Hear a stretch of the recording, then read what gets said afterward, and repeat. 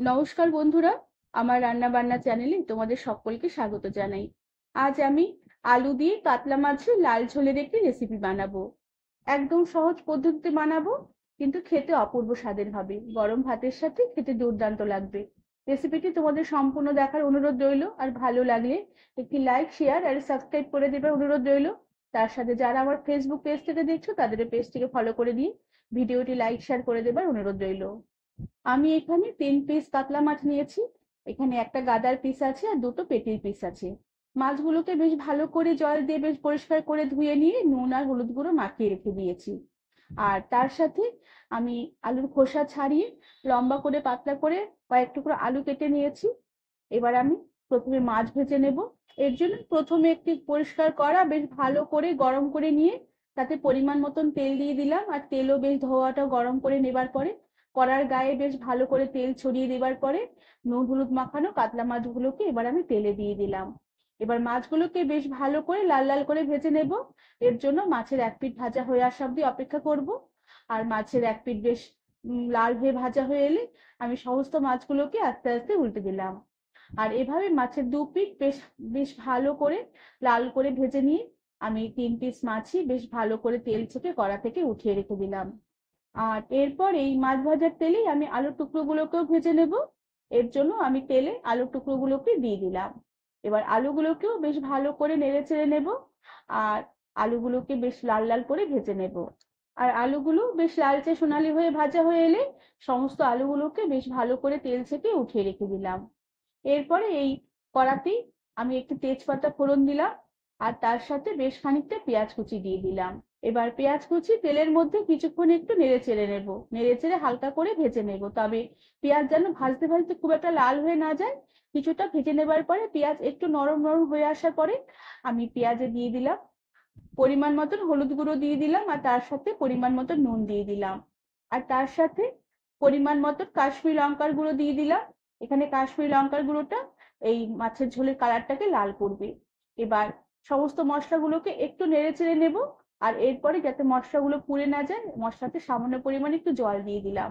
জল দিয়ে বেশ ভালো করে নেড়ে চেড়ে নেব। এরপরে আমি ঢাকা দিয়ে কিছুক্ষণ রেখে দেবো।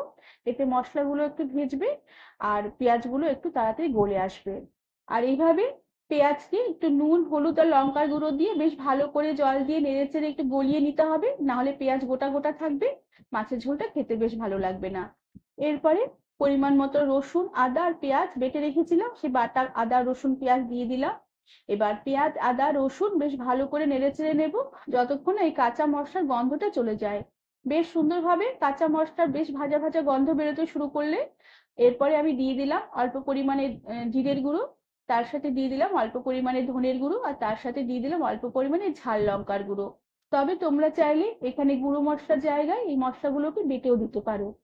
এবার তার সাথে একটু ছোট সাইজের টমেটোর অর্ধেকটা বেটে দিয়ে দিলাম।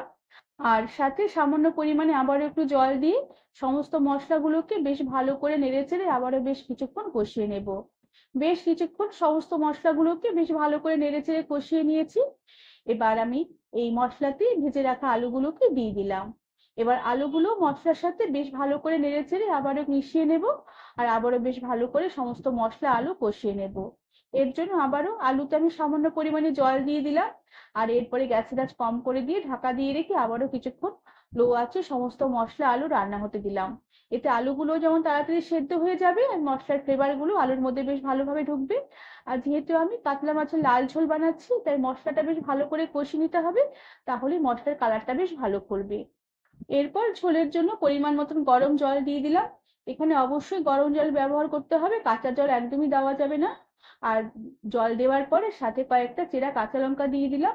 আর এরপরে আমি ঝোলটাকে একটু কিছুক্ষণ ফুটিয়ে নেব। এতে কাঁচা লঙ্কাও যেমন ঝোলের মধ্যে ফ্লেভারটা মিশে যাবে, আর ঝোলটা খেতেও ভালো লাগবে। বেশ কিছুক্ষণ ঝোলটাকে ফুটিয়ে নিয়েছি। ঝোলের পাঁচা ভাগ কিছুটা কেটে যাবার পরে আমি ভাজা কাতলা মাছগুলোকে ঝোলে দিয়ে দিলাম। এবার কাতলা মাছগুলো ঝোলে দিয়ে আবার বেশ ভালো করে কিছুক্ষণ বেশ ফুটিয়ে নেব। যেহেতু কাতলা মাছ একটু শক্ত মাছ, সেদ্ধ হতে একটু সময় লাগবে, তাই মাছগুলোকে দিয়ে বেশ ভালো করে নেড়েচেড়ে নিয়ে গ্যাসের আঁচ একদম কমিয়ে দিয়ে ঢাকা দিয়ে রেখে লো আঁচে কিছুক্ষণ আমি ঝোল মাছ আলু একসাথে ফুটতে দিলাম। আর এভাবে আমি মাছের ঝোল বেশ কিছুক্ষণ ফুটিয়ে নেব, যতক্ষণ না মাছের ঝোলটা একটু ঘন হয়ে আসে আর মাছগুলো খুব সুন্দর মজে আসে, আলুগুলো বেশ ভালোভাবে সেদ্ধ হয়ে আসে। আর এরপরে আমি ঝোলে নুনের পরিমাণটা চেক করে নেব। যদি নুন লাগে এই সময় নুন দিয়ে দেওয়া যেতে পারে। আর একদম শেষে সামান্য পরিমাণে দারুচিনি আর অল্প একটু জয়িত্রীর পাপড়ি একসাথে শিলে বেটে নিয়ে আমি উপর থেকে দিয়ে দিলাম। এই বাটা মশলাটা এই রান্নার স্বাদ বহুগুণ বাড়িয়ে দেবে। এবার বেশ ভালো করে নেড়েচেড়ে মিশিয়ে নিয়ে গ্যাসের আঁচ একদম বন্ধ করে দিলাম আর ঢাকা দিয়ে রেখে আরো কিছুক্ষণ স্ট্যান্ডিং টাইমে রেখে দেওয়ার পরে এই কাতলা মাছের লাল ঝোলের রেসিপিটি সার্ভ করে দেব। বন্ধুরা, তোমরা এভাবে একবার কাতলা মাছের লাল ঝোলের রেসিপি সহজেই বানিয়ে নিতে পারবে। গরম গরম ভাতের সাথে খেতে দুর্দান্ত লাগবে। রেসিপিটি ভালো লাগলে একটি লাইক, শেয়ার আর সাবস্ক্রাইব করে দেবার অনুরোধ রইল।